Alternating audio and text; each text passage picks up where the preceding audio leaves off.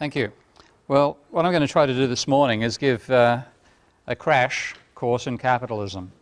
In other words, trying to very rapidly cover aspects of it that I think end up mystifying us, but really when you think in a monetary way are quite straightforward, and remove a few myths in the process of doing that, myths which are held by, some is held by the neoclassical school of thought at one extreme, but also held by a lot of popular critics of capitalism at another.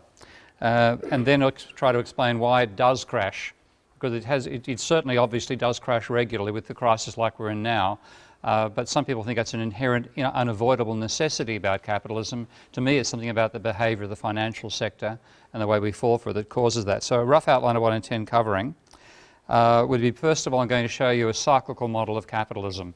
Now, conventional economic theory has modelled it as an equilibrium system. That is sheer nonsense. There is a tradition of non-orthodox economists who've perceived it to be inherently cyclical, and I'll show you what I regard as the best model of that. If I had lots of time and I was teaching a class, I'd actually physically build the model in front of you. What I'm instead going to do is show you a flowchart software package, take you through what the causal loops are in that package, and then simulate it and show you how it behaves. That's the first start. Let's get going with that. Okay. This software package is one of many simulation programs that are used by engineers to design complex systems and to analyse and understand them. These should be commonplace in economics, but economics has resisted them for 50 years, ever since Bill Phillips first tried to bring it in back in the 1950s. So I'll take you through step by step what's going on here. You see this, I'm highlighting the K right now. K stands for the capital stock. So saying, and one thing we know about, is a general empirical thing about capitalism, there's a rough proportionality between the amount of capital stock, however you might measure it, and the amount of output generated by an economy, however you measure it. And the relationship between the two is called the accelerator, which is a ratio between the value of capital as determined by statistical measurement and the value of output. And there tends to be a ratio of about 3. If you have $3 trillion worth of capital, you'll have an economy producing about $1 trillion worth of output.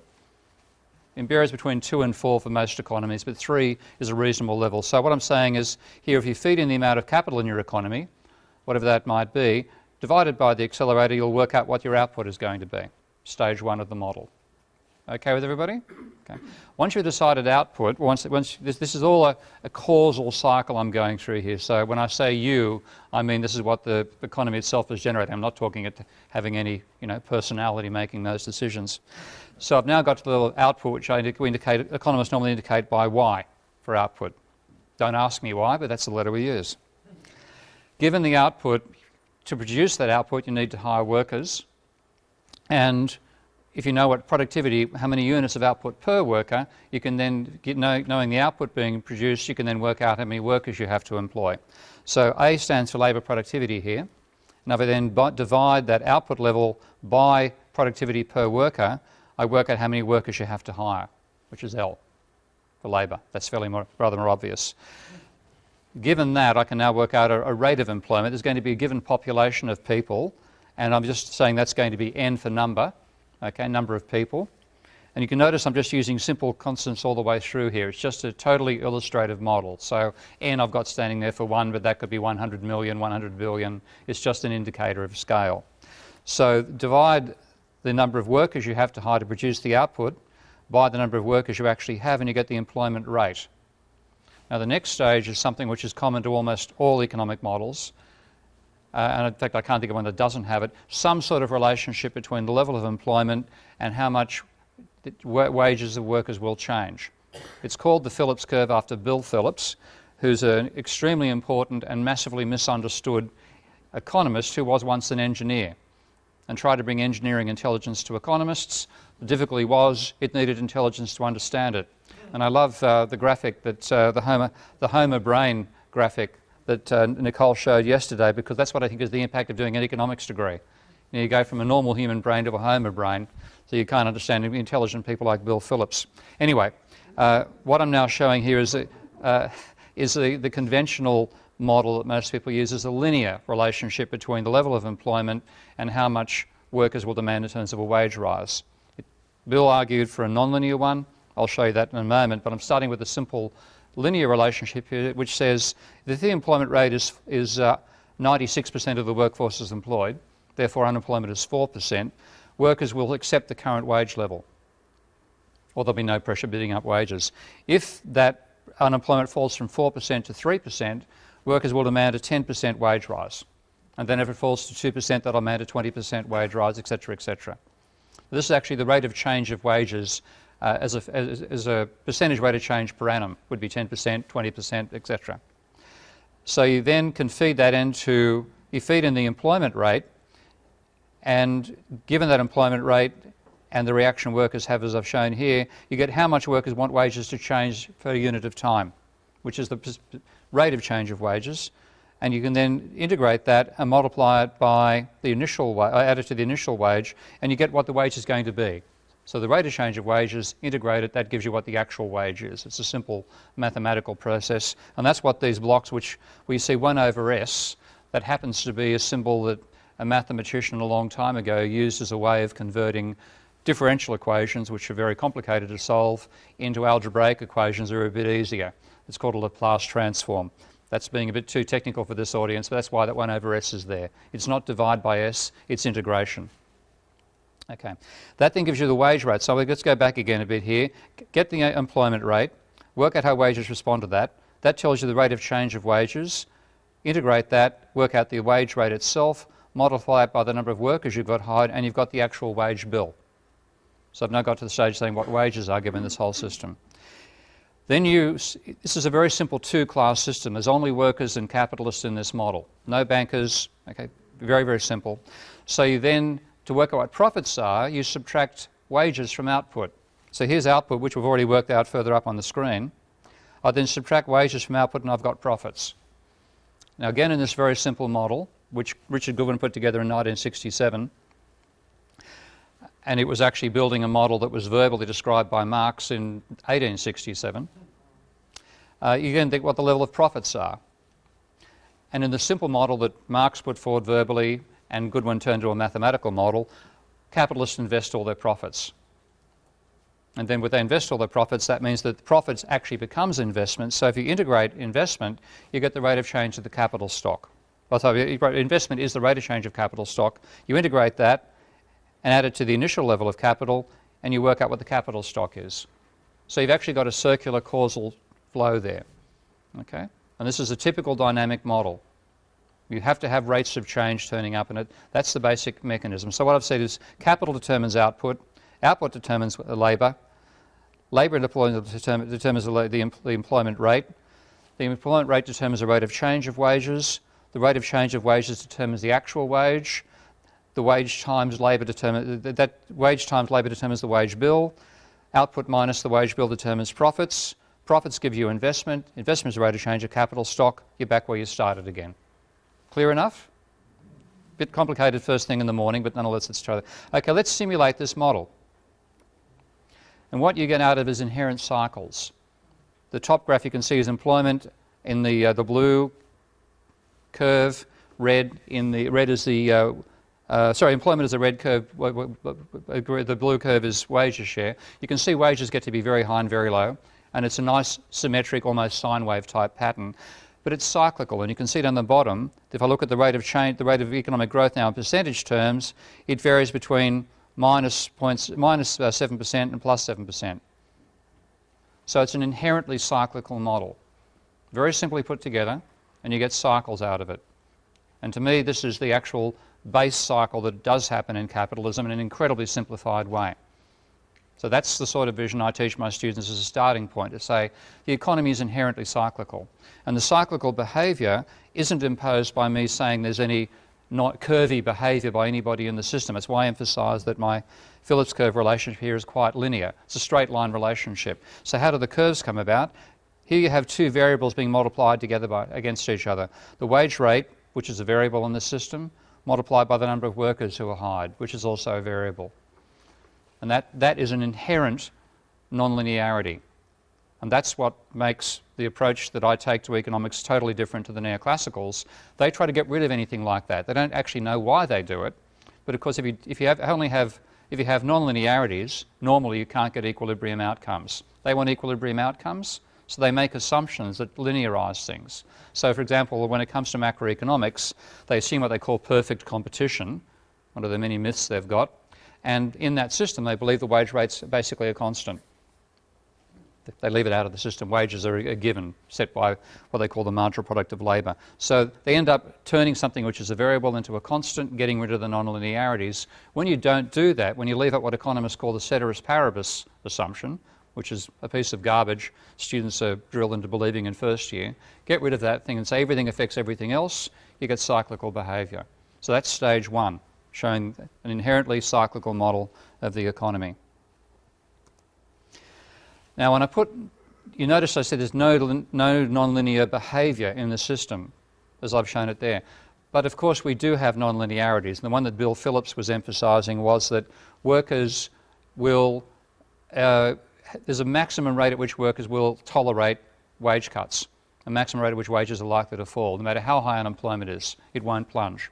Equally, as you start approaching very, very high levels of employment, to entice more people into the workforce, you have to offer a higher and higher wage. So he said there's a nonlinear relationship there between the rate of employment and the rate of change of wages. Now, that nonlinearity doesn't give you cycles. What it gives you is more realistic scale of cycles. So I'm not going to try to explain this next diagram because what I've simply done is convert, add into the place of that linear one I showed you a moment ago, a nonlinear behavioural function by workers inside here. And this is now showing that same software in a slightly more complex way. The blue boxes you can see actually contain subsystems.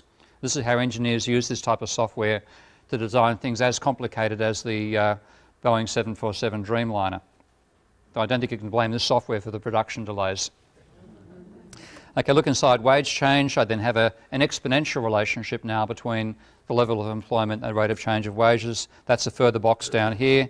Again, if I had time, I'd be explaining what those actual function does, but it basically gives you an exponential reaction rather than a linear reaction of workers to the wage level. Now, just to take you back to one characteristic of the previous model, notice the rate of growth here of the economy. If I just simulate that and just show that, it's perfectly symmetrical. The ups and the downs are of identical shape. Okay? You can't say there's anything different about the upturn to the downturn. Same sort of period. We know in capitalism we have long, slow booms and sudden, short crunches. Okay? Booms take a long time. The crisis is very rapid. That's one of the stylized facts of capitalism. So what I've done in this next model is simply bring in that nonlinearity for wages, and I think it's I've still simply got capitalists just investing all the profit. Just to take you through those two boxes, I jumped through very quickly there. There's profit. Notice that's the output of that box. That's then the input to this box, and I simply say that's the rate of change of capital. So I simply have a capitalist in this model investing all their profits again. I haven't changed that part of the previous model. So if I now simulate this one, I get cycles still. Notice you still get the same sort of cyclical behaviour in wages as I got in that model. That's the same chart there. But you'll notice the rate of growth now of the economy is like this. I'll just run this more slowly now. Let's just slow it down so it runs in real time. Make it about, say, running a year in 3 years in 1 second. And now we simulate that. And what you get is a long boom and then a short, sharp slump. I shouldn't try to say that first thing in the morning after not much sleep. Okay, so simply bringing in that nonlinearity, which is a realistic one, gives you a more realistic nature of the cycles in the system. But it's not necessary to get the cycles themselves. Okay. So I've got a cyclical model of the economy there, and it's generating profits and wages, but it's not taking account of the monetary system. So I want to now do, and I will build this one with you, is a monetary model. And a major issue I want to address here is a very prevalent myth amongst non-orthodox economists and critics of the financial system that debt necessarily rises because of compound interest. Okay? Tom and I discussed this last night. He says he has to have it proven to him. So I'm going to build you very slowly a model of a financial system. And if it was true that inherently the fact that you charge interest means that you can't repay the debt. That'd mean whoever borrowed the money, if you looked at their bank account and there was only a constant amount of money in the economy, no change in it, that bank account would have to be heading down towards zero and negative. Okay? They've got to take on a debt obligation, they can't service it, they've got a certain amount of money they've borrowed, the interest takes a bit of that off to the bank, and they've got to go towards negative. Would you agree with that, Tom? Unless additional loans are made to other people, then put more money into the economy. Well, it's having a constant amount of money, no change in the amount of money in the economy. I'm going to build a constant money stock system where this set amount of money just circulates. Okay? So let's do that. Now, this is using another software package. This is a prototype of a software package I'm developing with the help of a grant from the Institute for New Economic Thinking.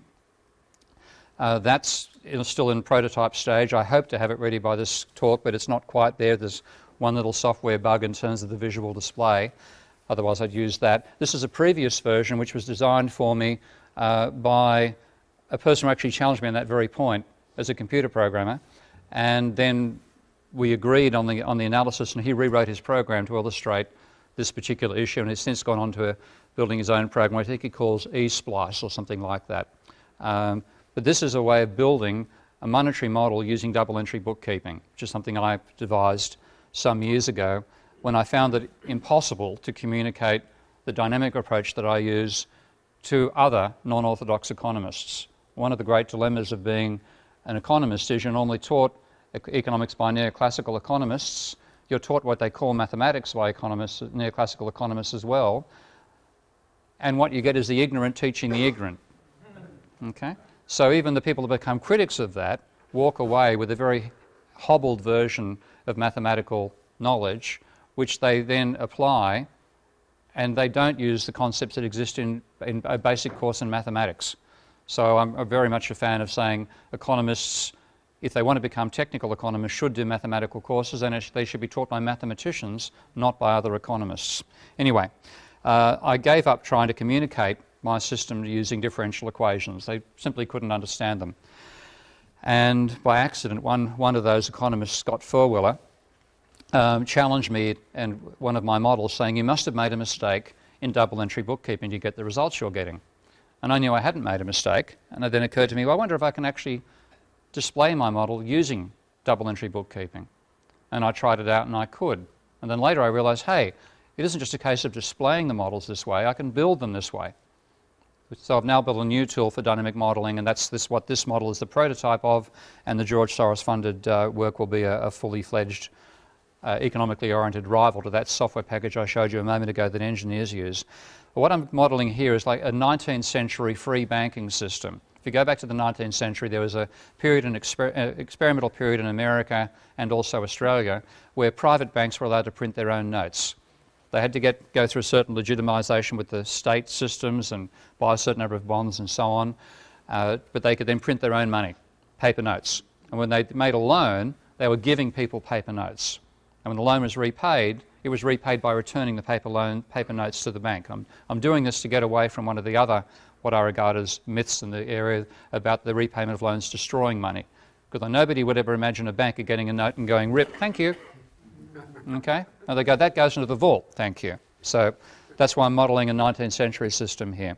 Now, if you have that model, you start with the bank, private bank, having whacked, $100 million of notes into its vault. That's the start of the whole business. So the first thing it has to do is lend money from the vault. And what I'm looking here at is a simple system where they only lend to firms. I haven't got them lending to workers or households in any sense, just lending to firms. So to lend, they've got to transfer money from the vault to the firm. So I've got 5 accounts in the system. There's the vault, which records the notes the bank has in its vault that hasn't yet lent out. There's the loans account showing what loans are outstanding right now, or loans are only made to firms. There's the firm's deposit account, the worker's deposit account, and the bank safe. And I'm starting it off and saying, well, there's 100, let's say 100 million, okay? I'm not going to put a huge number there, but 100 standing for $100 million worth of notes in the vault, and there's absolutely no loans, nothing in the firm's account, nothing in the workers, and nothing in the safe. So all that's going to circulate in this economy is that $100 million notes once the bank lends them out. So lending, first of all, is a transfer from the vault to the firm's deposit account. So that's a physical transfer of notes. And then what the bank does, it writes this down in a ledger. So what loans are, that a loan account is not a repository for notes. It's a record of how many notes have been lent out. Very important distinction. So what I show here is, first of all, the loan goes from the vault to the firms, and then the bank records that the loan has been made. So that A is just a symbol, just a placeholder. Well, what's A actually going to be? That is defined in this particular window here, variables or equations, as my programmer friend called them. And that, a COD equation. COD stands for coupled ordinary differential equations. It's more complicated than it needs to be, but that's the term that Cyril used for it. Now, A is going to be some rate related to what number of notes are left in the vault at the moment. So V just stands for an arbitrary number. I'm not trying to talk about the actual dynamics of behavioural attitudes here, you know, wanting to lend more because you've got a boom coming on, and being afraid to lend because you're afraid of not getting your money repaid, all that sort of stuff. I'm just looking at simple, is it possible for this system to be sustainable? So I'm using constants where in reality I should use variables. Okay? But this is just conceptual again. So I'm saying the rate of lending from the bank is proportional to the number of notes existing in the vault at any particular time. That's all that equation stands for. Are people okay with that one? There's some rate at which the money flows out of the vault, and it depends on how much is in the vault. That's all it's doing. And I'm saying it's V is 0.5.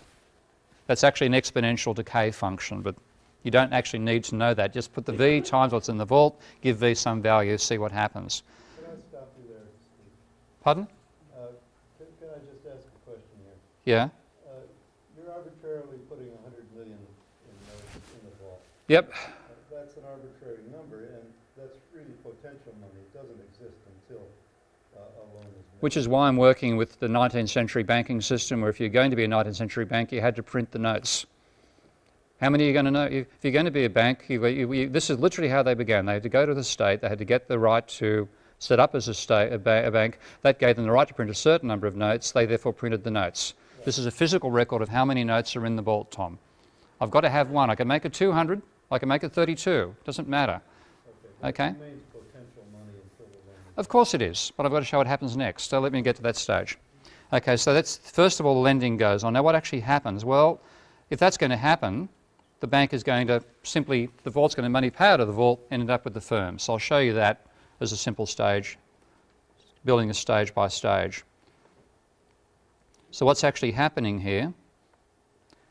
The program then generates this flowchart system. I'll just shut those windows down for a moment. And what happens is the money gets lent out of the vault and ends up in the firms, and the bank does the recording over here of the loans, and the safe and the workers aren't involved so far. So I just show this as a player and bring up a graph.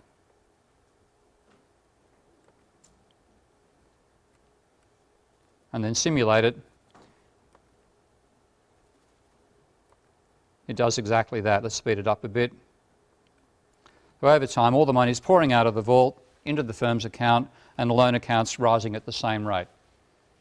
And ultimately, all the money will end up with the firms, none of it in the vault. Okay? Now, of course, that's not what bankers are interested in. They want the money in the safe, don't they? Okay, well, let's try that. That's stage one. I'm going to extend the table now and say, well, having recorded the loan, what the bank actually wants to do is charge interest on it. So I'm going to right-click here and bring up the little menu and say add a new row, and I'm going to say you compound the debt. The ones that lent you money, the banks say, well, we're going to increase the amount you owe us, which means that's going to rise by some rate, and we're just going to call B. That's compounding it. And that then requires the firm to pay the interest, which means they've got to transfer money out of their loan account and put it in this, transfer it to the safe that the bank want to have happen. And then if that's done, the firm then records, well, okay, you've paid that up, so you record the payment of interest, which means you subtract B from the amount shown as outstanding in the loan account. I'll just save this.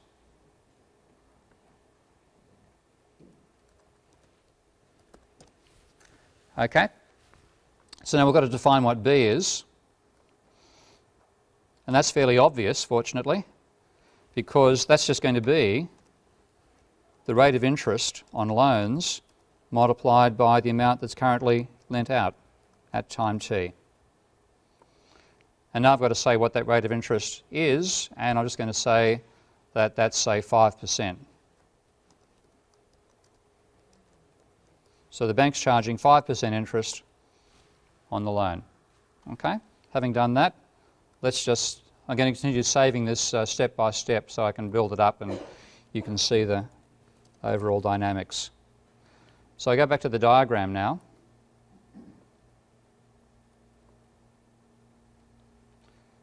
I need to regenerate it. And I get a few more bits and pieces there, as you can see. It starts off messy, so you have to rearrange things a bit. So there's the lending to the firms. The workers still aren't part of the game. Let's put them over here. Now that the safes are now connected, as you can see, there's payment of interest. There's compounding the debt. That's recording the payment, and that's recording the loan in the first instance. I could make it neater than that, but that's just to make the flows more obvious. So we now save that and play that and see what happens.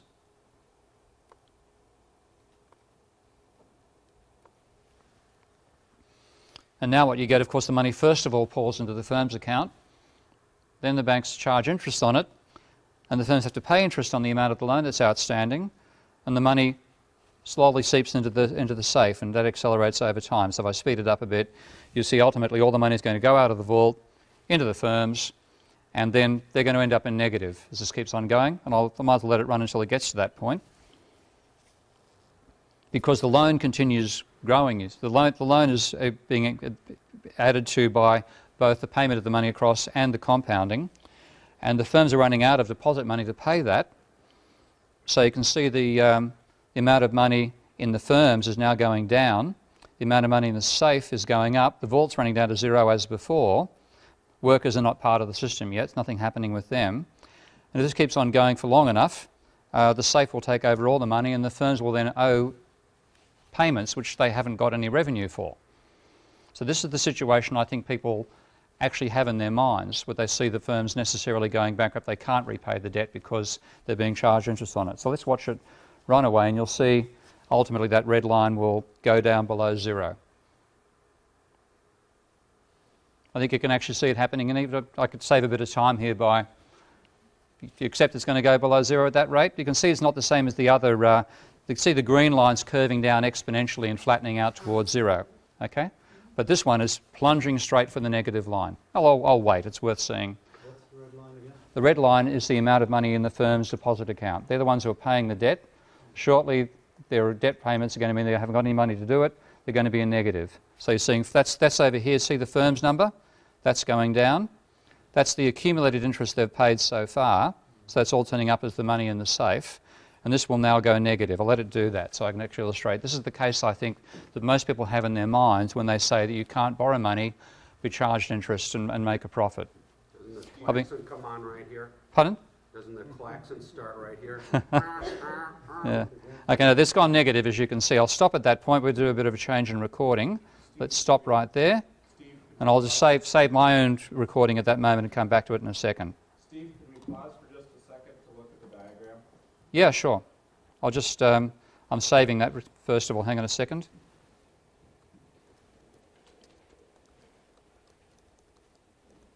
Yeah, okay. So this is an economy in the Old West where there's a town, there's a bank, which has been allowed by the state. So let's say Colorado. And so it's got the money in the vault. It was allowed to print it. And there are people that came to town to set up businesses. Yep. And the banker said, great idea, here's your money. He actually physically moved the money into their safe deposit boxes. And then they were not able to get any sales because no one was paying them any money, but the banker said, you still have to pay me back 5% interest each month. Effectively, yeah. And so the money that was in their safe deposit boxes, each month some of that money goes not back to the vault, but it goes into another place called the safe. Yeah. Which is separate from the vault. Yeah. So maybe on the other side of the building or something. Well, so one of the bankers can actually put their hands and say, we can spend this. Okay. The stuff in the vault, they can't go shopping with. Okay, that would be breaching seniorage, because if you printed the notes and went shopping with them, you're using your own IOUs to go shopping. You've got to earn the IOUs, and the way the bank earns its own IOUs is by charging interest. Now, what ends up in the safe, they can spend. So this is an unrealistic scenario at Yeah. this point, because Yeah, I've made. you wouldn't have a Old West town that didn't, the businesses, the bar didn't have income coming in. Well, a firm. What you wouldn't have is a firm which they don't hire anybody to get any work done, which is the next stage of the model. So are we ready to go for the next stage now?